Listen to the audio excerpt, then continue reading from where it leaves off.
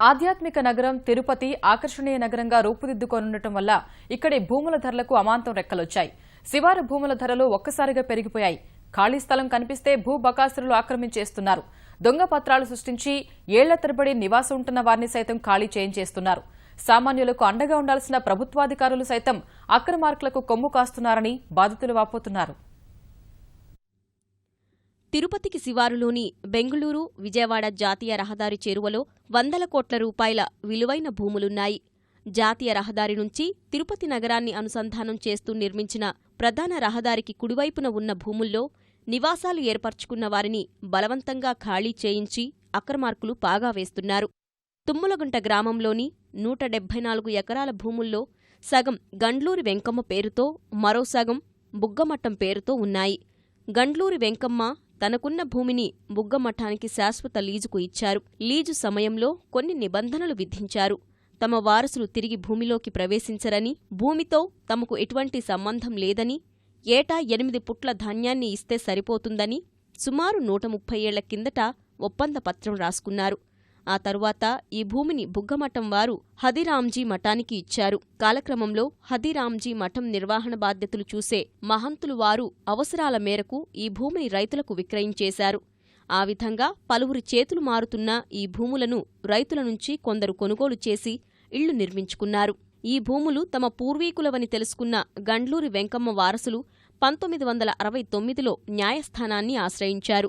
ఒప్పంద పత్రాల ప్రకారం వీరికి ఎలాంటి హక్కు లేదని వారసులకు వ్యతిరేకంగా కోర్టు తీర్పు ఇచ్చింది.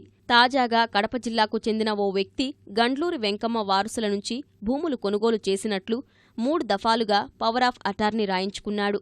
కోర్టు తీర్పును పట్టించుకోకుండా ఈ భూములు తమవంటూ ఇష్టానుసారంగా ఫ్లాట్లు వేసి విక్రయించేస్తున్నాడు. ఇప్పటికే వాటిల్లో నివాసం ఉంటున్న వారిని బెదిరించి ఖాళీ చేయిస్తున్నాడు. అప్పుడు జీపీఏతో 130 ప్లాట్లను క్రియేట్ చేసి 14 కోట్లు ట్రాన్సాక్షన్ జరిగింది.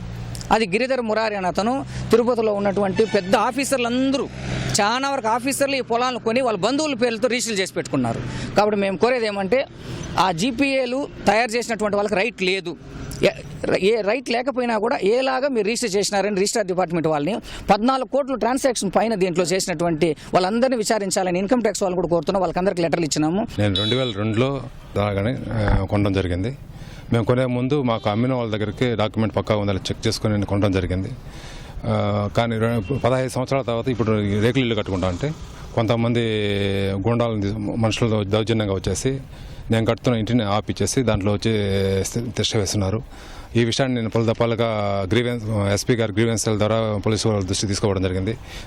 ఎంఆర్పల్ సిఐ గారిని కలవడం జరిగింది. వారు ఎటువంటి యాక్షన్ తీసుకోవడం లేదు.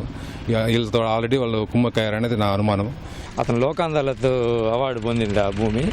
ఆ కాపీ చూసే నేను కొన్నాను. కొన్న తర్వాత కొంతమంది వచ్చి దాంట్లో షెడ్ వేసి భూమి మాదని చెప్తున్నా కూడా దౌర్జన్యంగా వచ్చి షెడ్ వేసి దాని చుట్టూ కాంపౌండ్ వాళ్ళు కట్టి గేటు పెట్టి ఇంతవరకు పోలీస్ స్టేషన్లో కంప్లైంట్ ఇచ్చినాము. ఇంతవరకు అసలు యాక్షన్ తీసుకోలేదు. దయచేసి మాకు న్యాయం చేయని కోరుతున్నాము.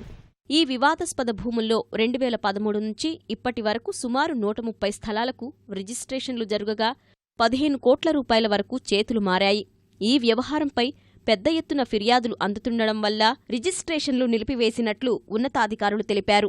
అయితే ఈ మధ్యకాలంలో తమ భూమిని వీళ్ళు సుప్రీంకోర్టు ఆర్డర్ తెచ్చుకొని వేరే వాళ్ళు ఆక్రమించుకుంటున్నారు అని చెప్పి కొంతమంది వచ్చి మనకు అబ్జెక్షన్స్ ఇచ్చారు.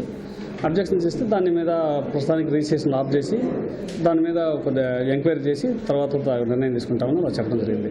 మొన్న 17వ తేదీ వాళ్ళు నుంచి మా కాడికి వచ్చి కొంతమంది అబ్జెక్షన్స్ ఇచ్చారు. దాని మీద వెరిఫై చేసి తర్వాత నిర్ణయం తీసుకుంటారు. అక్రమార్కులకు కొందరు రెవెన్యూ, పోలీసు అధికారులు వత్తాసు పలుకుతున్నారని బాధితులు వాపోతున్నారు. ఎంతో కొంత నగదు తీసుకుని భూములు వదిలేయాల్సిందిగా మరికొందరు దళారులు ఉచిత సలహాలు ఇస్తున్నారు. ఈ అక్రమాలపై ఉన్నతాధికారులు దృష్టి సారించి న్యాయం చెయ్యాలని బాధితులు కోరుతున్నారు.